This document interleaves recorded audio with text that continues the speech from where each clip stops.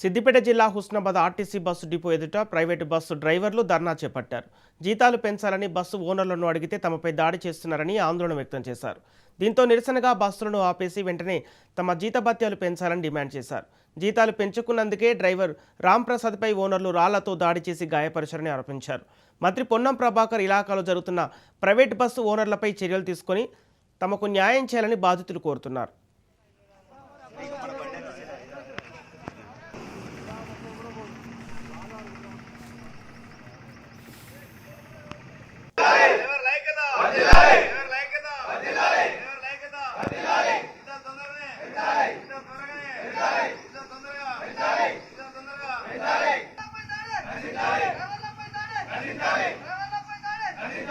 దాదాపు 2016-17 నుంచి మేము డ్రైవర్గా చేస్తున్నామని.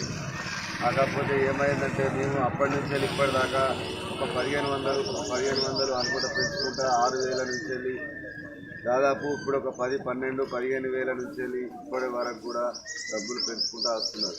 ఇది మాకు సరిపోతలేదని మేము ఓనర్లను అడిగాము.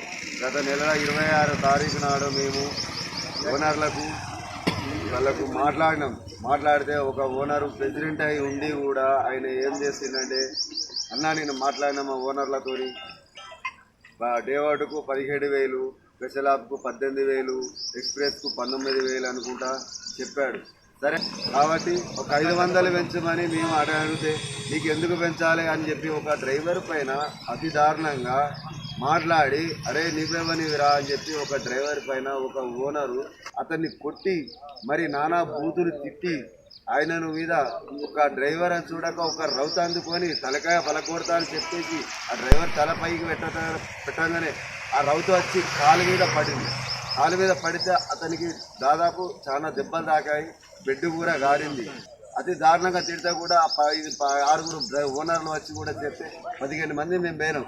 15 మందిని కూడా దాటేసి అతని పైననే ఒక కక్షగా నానాగా చేయడం ఇది ఎంతవరకు కరెక్ట్ అండి?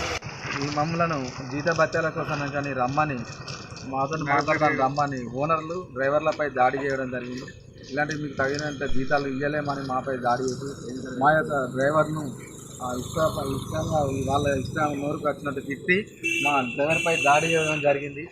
రౌతులు ఎత్తేసిర్రు, దెబ్బలు అయినాయి. రాంప్రసాద్ మా డ్రైవరు రాంప్రసాద్పై దాడి చేయడం జరిగింది. ఎందుకు మీకు ఇవ్వాలనుకుంటే మాపై దాడి చేయడం జరిగింది.